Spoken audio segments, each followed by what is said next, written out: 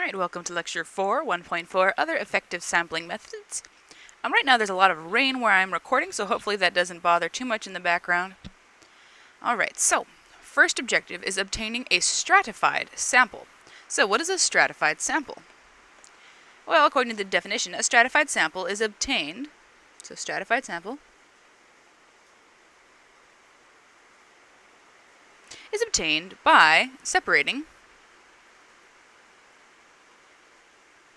the population in non-overlapping groups called strata. That's where we get stratified. And then obtaining a simple random sample. So simple random sample from each stratum. The plural of the strata. Or strata. The individuals within each stratum should be homogeneous, or similar in some way. Alright, so basically what you do is you look at your population and you're going to find characteristics in those populations that are diverse and make sure that they are grouped based on those characteristics. And the characteristics should not overlap. So let's take a look at an example of this. The first example, the owner of a private food store is concerned about employee morale. She decides to survey the managers and hourly employees to see if she can learn about the work environment and job satisfaction. From the list of workers at the store, obtain a stratified sample of 2 managers and 4 hourly employees to survey. Alright, now notice, we actually have this split into 2 strata already. So our population, which was the whole workers, has now been split based on the defining characteristic of what they are in the store. So we have our managers, and then we have our hourly employees. Okay, so those are our 2 different strata. So now what we're going to do is we are going to pick samples from each strata, but we need to use one of our sampling methods that we have already learned. Okay, so one thing that's nice to know is they already gave us the size of the sample that we need. So we need 2 managers and 4 hourly employees. So now we just need to pick these randomly. Okay, so we could use that number table like we used in the example before. I think it was on 1.2 or 3. So what I'm going to do is I just wrote the names on a piece of paper, and I'm just going to go ahead and randomly draw from the piece of paper. So as each person's name for the managers are on a piece of paper, and I am randomly drawing it, they each have the exact same probability of being picked. Okay, and it is random. So pulling from a hat, the first one I pick is Ulrich. Okay, so for my managers,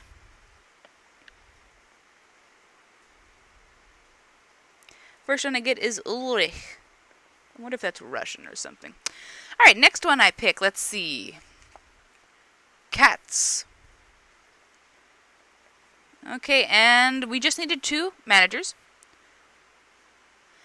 Okay, so let's go ahead. I've done the same thing for the hourly employees. Put each of their names on a piece of paper, put it in a hat, and they each have the exact, or not a hat, just on the desk or something. And they each have an equal opportunity of being picked, random sampling, or you could use that number method we had with the random number generating. And actually, for using technology, for using random generating, I will post a video for that in our resources, but that is on page 29 if you want to take a look at the technology version for that. I'm mainly going to do the videos based on doing things by hand, as on your exams, most of the problems on the exams, I would ask you to do the answers by hand. So keep that in mind. Alright, back to what we're doing. So for the hourly employees, picking randomly, let's see, I need to pick 4. First one picked, Houston.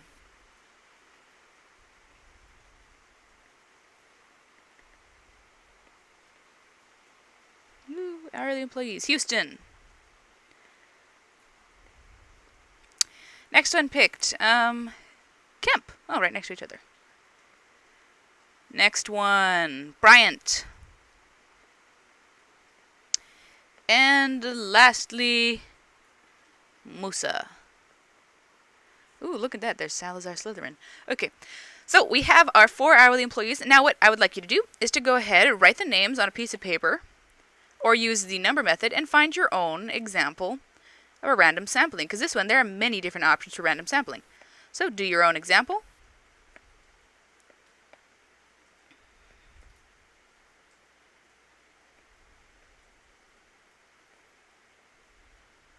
Ugh. That did not end up writing quite as well. Do your own random sampling. Okay, so pause the video, work on that, and then join me again. Okay, here we go. Objective 2, obtain a systematic sample. Okay, so another way to do sampling. As usual, there are lots of different ways to do sampling, and sometimes which method is better depends on how much money you have or what kind of a problem you have. But as usual, that's kind of what makes statistics not always the most... You cannot say statistics is always 100% reliable, because there are humans that are obtaining all this data, and errors will occur. It's just humans do things, errors occur. Alright, so obtain a systematic sample. By definition, a systematic sample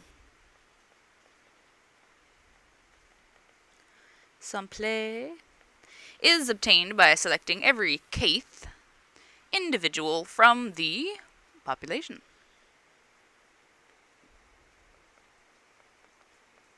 The first individual selected corresponds to random numbers between 1 and k.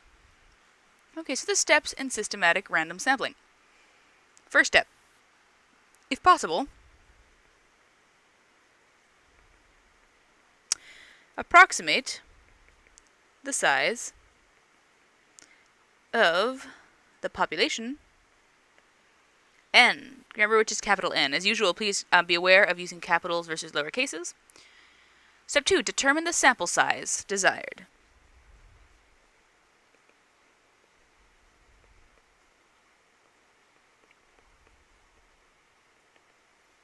Lowercase n. Compute k, which is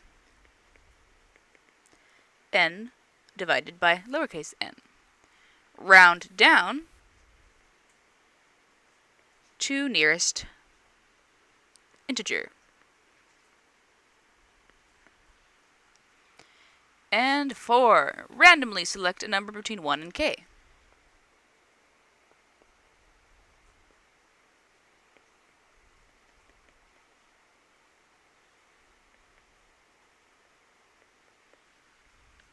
Call this P.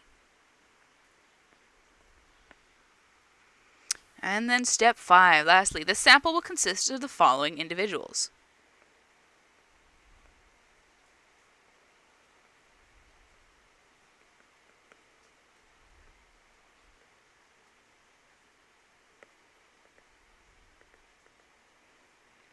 So the first one you pick, P.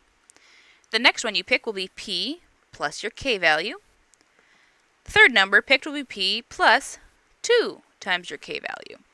And so on until you get to P plus n minus 1 times k. Okay, so let's see. How many different variables do we have flying around in these? So we have our population n, our sample size n. Then we compute k, which is n divided by n. After that, we will select a random number and call it P, but it has to be between 1 and your newfound number k. And then you use that to calculate the list of our random samples. Alright, let's take a look at an actual example of how to do this. But if you want to check this definition out, it is on page 31 of your textbook. Oh, not definition, sorry, the steps. So for example 2, the Human Resource Department at a certain company wants to conduct a survey regarding worker morale. The department has an alphabetical list of all 4,502 employees at the company and wants to conduct a systematic sample. Determine k if the sample size is 50. Alright, let's see. So how do we find k? Well, finding k, we need to divide capital N by lowercase n. But what is capital N? So capital N, let me change my pen here. Capital N is the population which we have as 4,502, and lowercase n is our population, or sorry, our sample size, which is 50. Alright, so to calculate k equals n divided by n, which is 4502 divided by 50. Let me plug that into my calculator. So that comes out to 90.04. But remember, in the next step, which is no, it's actually the exact same step, we're told to round it down to the nearest integer. So the nearest integer is what you would think of as like a whole value number, but it could be positive or negative. So the nearest integer is 90. So we're going to round that down to 90, which means that k equals 90. Alright, so this is the kind of work I would like you to show on maybe your exam notes, which is the same thing as your exam. You would list out the variable amount, show the equation, show the work, and then box your final answer. Alright, so that is k. K is 90. Now let's see the next step. Determine the individuals who would be administered the survey. More than one answer is possible. Why is more than one answer possible? Well, remember, step 4 is you are told to randomly select a number between 1 and k. So I could select maybe, well, gosh, there's a lot of numbers between 1 and k, right? I could select 2, and then maybe one of you would decide to select 45. So there are different answers. I'll just go ahead and select 2. Let p equal 2 randomly. And please indicate that as usual on your work. Always indicate what your variable represents. And then we're going to go ahead and calculate the following individuals. Alright, so because they're actually going to end up being 50 individuals, we'll do the pattern, but we're not going to do every single one. Okay, so for exams, the amount of work you'd be given to calculate by hand will be reasonable for the time given. The homework problems might be a little longer because you do have a little more time to sit and do your homework, but exams, you're restricted to 75 minutes for each exam. Alright, let's see. So for the first one, first value we're told is just p. So whoever is number 2 on the list will be part of the survey. The next one is going to come from p plus k. So that'll be 2p plus my k value, which is 90. So person number 92 is going to be my other sampled person.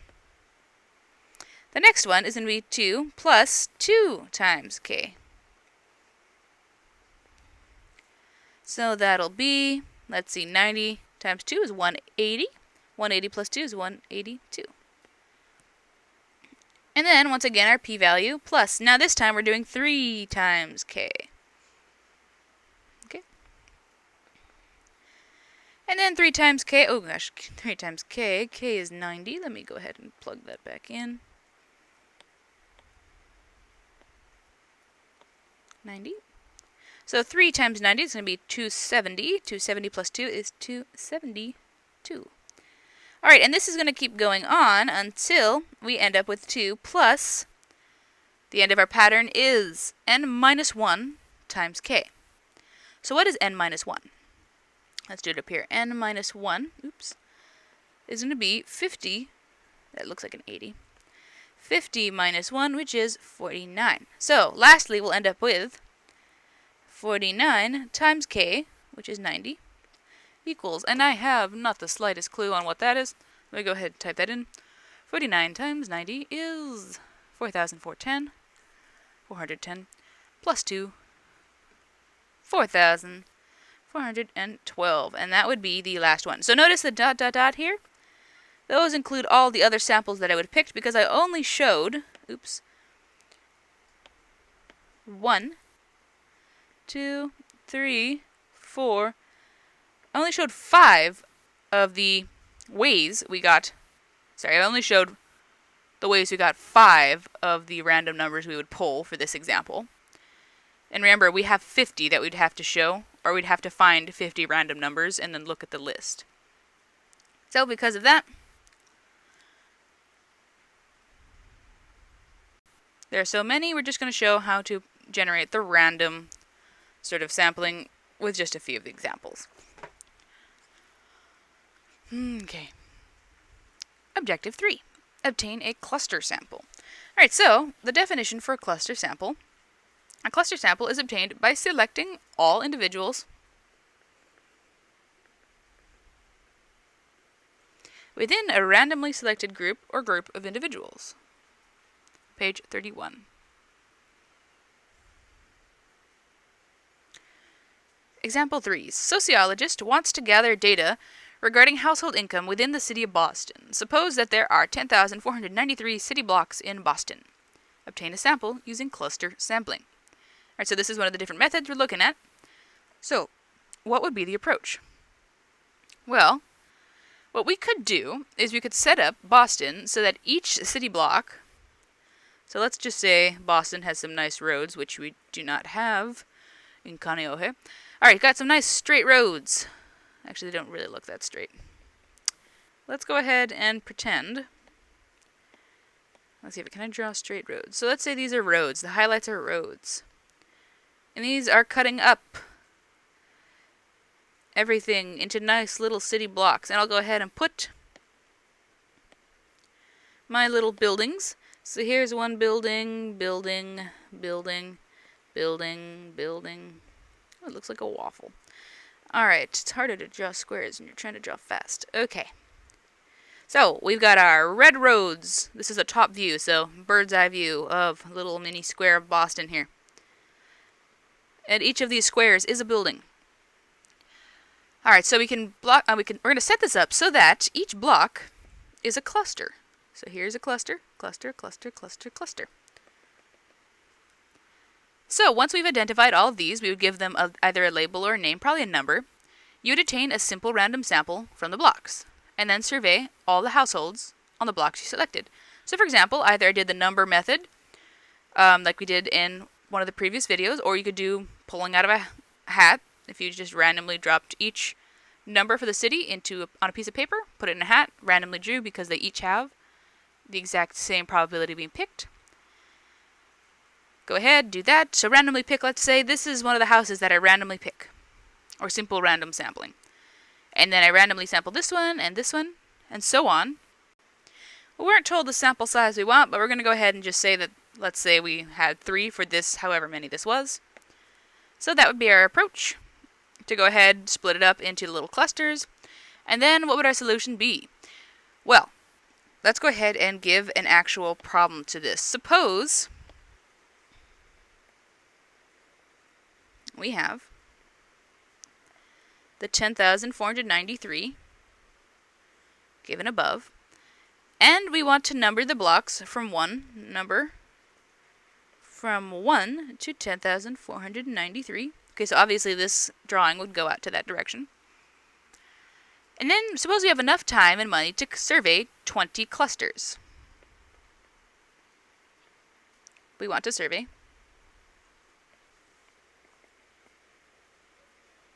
20 clusters. Okay, so remember this would be like a cluster. The building would be considered a cluster, or the block. There wouldn't just be one building necessarily on each block. Alright, so. And then you would survey the households from the randomly selected blocks. Okay. So, cluster sampling is a pretty good choice. Because, as the book states, cluster sampling is a good choice in this example because it reduces the travel time to households that is likely to occur with both simple random sampling and stratified sampling. In addition, there is no need to obtain a frame of all the households with cluster sampling. The only frame needed is the one that provides information regarding the city blocks. So the nice thing is we group this based on framing that already sort of existed. Okay, so let's take a look at the next definition. Alright. Definition. A convenience sample. Oops, wrong pen.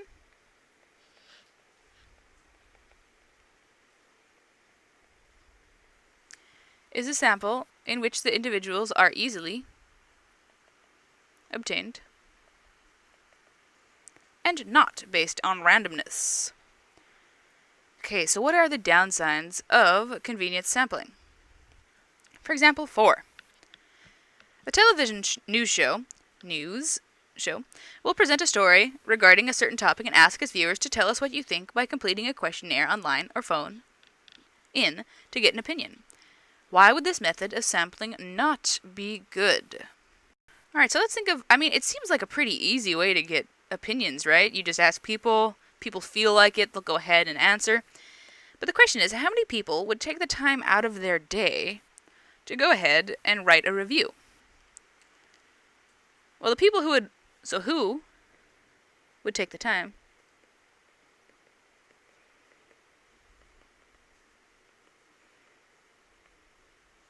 Well, people who really care about the subject.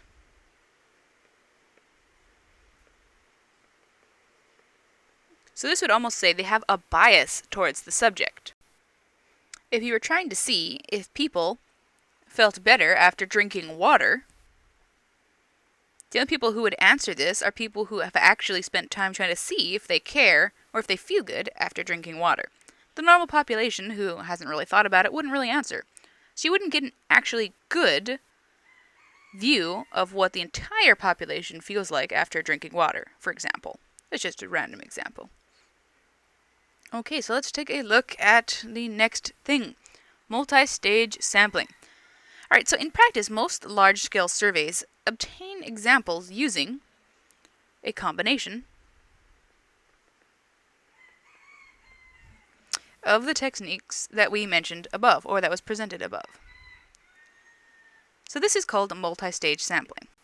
For example, and you can see this on page 33 where this definition comes from, but the Census Bureau for the current population survey uses the 5 different stages.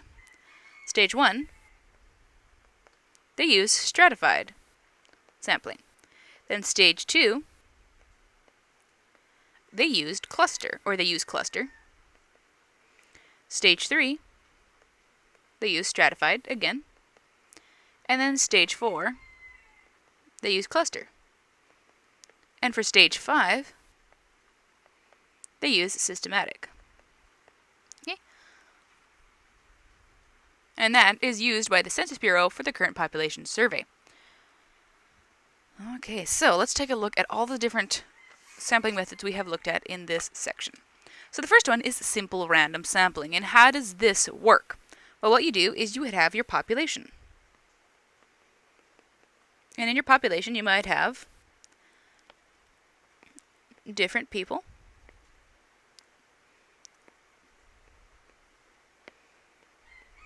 Okay. Then from that, you would go ahead and you would pick your sample, which might be a different number depending. So maybe you ended up with this guy, or woman, or whatever it was we were sampling. Oops, and that one somehow, okay, this one earned some arms. Alright, so that would be your sample. You start with the population, and then you pick your sample. Let's look at stratified sampling.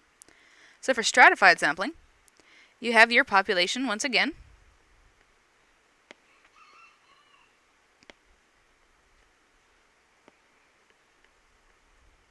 Population.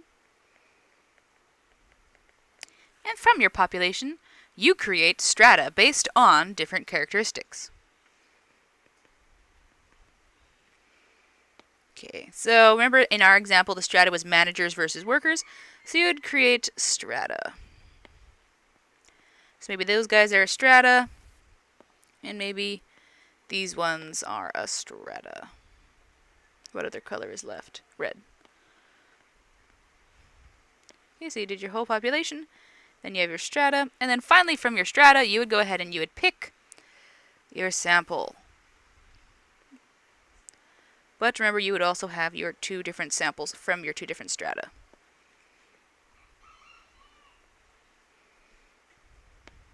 So maybe you'd pick one from there, and then maybe 2 from the other one.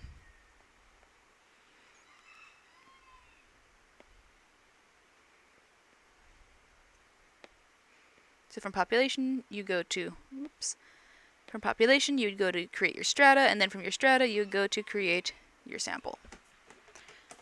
Next, we learned about systematic sampling. So for systematic sampling, you would have your population. Let me go ahead and write this out.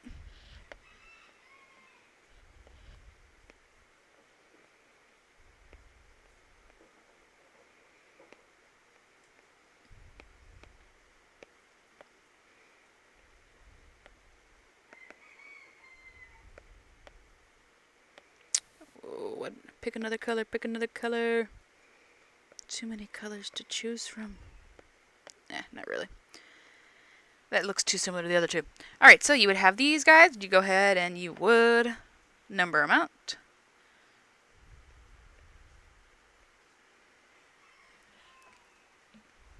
Then you would pick your K value. So remember, K. From there, you would go ahead. Oh, this is your population. Let me go ahead and label that. You go ahead and pick your sample.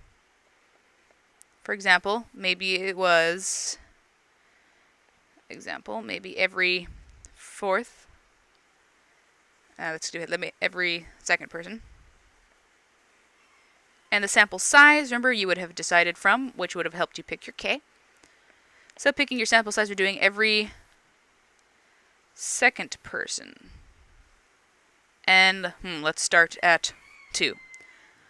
Because remember, you would pick a random value to start at, which would be your P value. So starting at 2, picking every second person. So every second person would be 4 and 6. So those would be randomly picked. This is with using the whole K idea value. Calculating out your K and whatnot.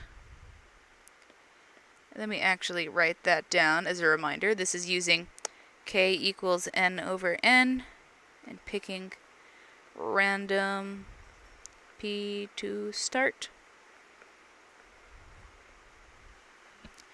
And then that's how you would get your sample. So the sample would be second, 4, and 6. And then for cluster sampling, what you would have is you would have your population.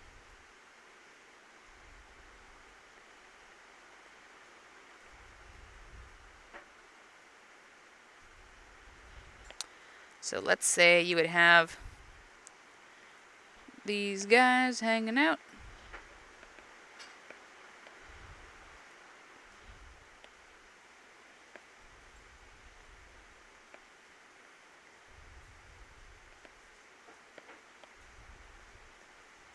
And then what you do with your population is you would create a cluster of your population.